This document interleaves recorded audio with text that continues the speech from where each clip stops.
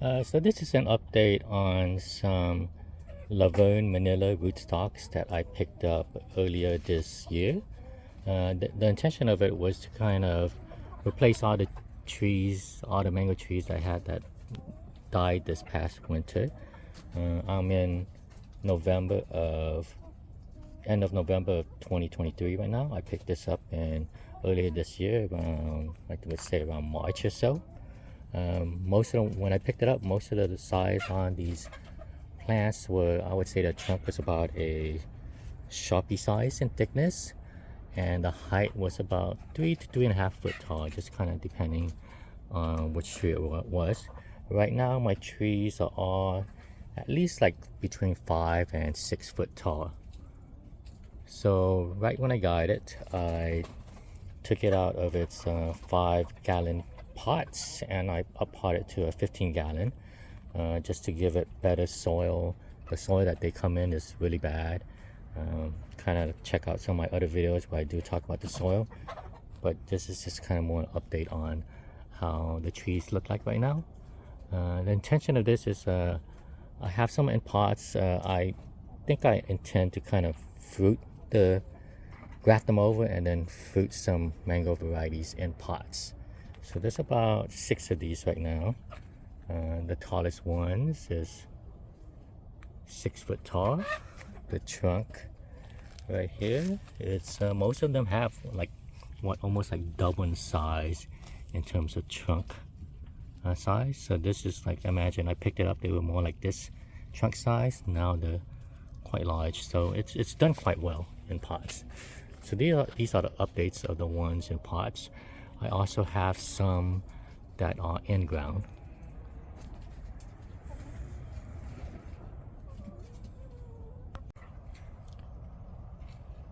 Here are some Verne Manila rootstocks that I planted out in spring of this year. It's the end of November right now. Picked them up as like 3 foot, 3.5 foot plants. Most of them are like a 5 foot plant right now. Okay. I planted out 5 in ground.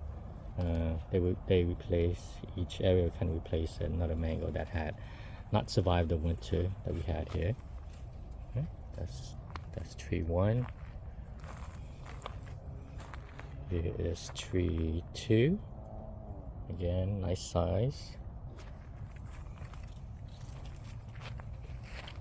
This is tree 3. Again, very nice size. They've done quite well. This is tree number 4. Again, the intention of these is for them to be used as rootstocks, and some experiments I kind of intend to do. We'll see if I get to it. So I still have these stakes on. I would not recommend you guys leaving it on more than a year. You don't want to kind of girdle or damage the trunk. You kind of eventually want the trunk to be able to support itself. The only reason I left it on here is because we do get some strong winds in winter, and I don't want anything kind of tipping over. And the intention is that next year I'll be pruning this drastically back, probably to knee high, to where I want it to branch. So come when we get hot weather next year, I am going to prune it drastically back to about knee high in length for it to start branching. And then next year we see how the branches develop. If they develop rapidly enough, I will graft onto them. If not, it's going to be I'm going to just let it go and wait another year, and that would mean that next year's 2024, so it could be 2025 when I do my first grafts on these rootstocks. So when I pick these up the first year, when I plant these rootstocks, I don't really do any kind of pruning. The intention is not to kind of shape the tree or anything. For me, at least my approach, I just want it to kind of grow, get the roots established, get its trunks to kind of grow in diameter. I'm not looking for multiple branches or anything like that.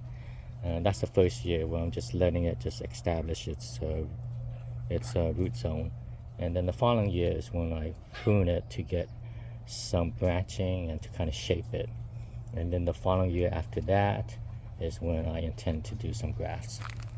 So it is a kind of multi-year long process, at least for me. You know, you kind of have to be a bit patient. Okay, this is tree number 5. Out of the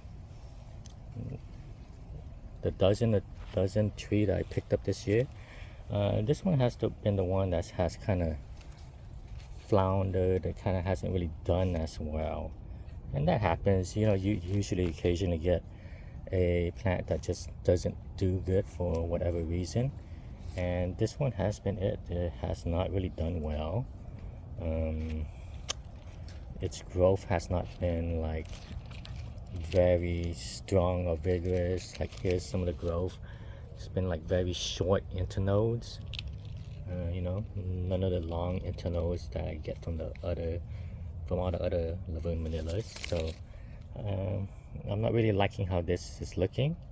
So, and it does happen, you know, every now and then you pick up a plant that just doesn't do well for whatever reason. So my intention next year is I'll probably be digging this out and putting one of my potted plants in here, just because you know, these things aren't very expensive. You know, they're about $40 or so. There's really no point in trying to pamper this to try to get to really grow well. You know, I'm gonna just dig it out, put it in a pot, and then take one of my potted ones and plant it in here. It just hasn't done well. I have not liked the growth on this at all. You know, very short internodes, very weak branching. The trunk itself hasn't really increased much compared to the other ones. So this will be replaced next year.